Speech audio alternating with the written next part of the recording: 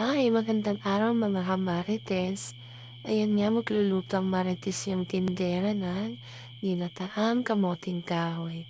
Ayan, dahil tapos ko na nga palang hugasan yan inilagay ko na yan sa kaldero at lalagyan ko ng gata, ng asukal at ng konting asin para balanse ang lasa nito.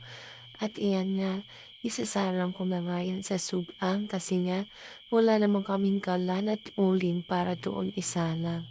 At ayan, ang panggatong nga pala namin dyan ay palwa ng nyug.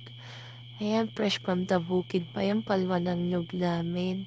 Kaya maganda ang apoy niyan at makakaluto ng maayos.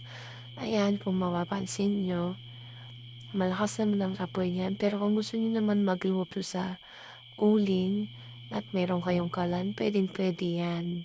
Ayun, hanggang doon na lamang ang video. Maraming salamat sa panunood. Maraming salamat.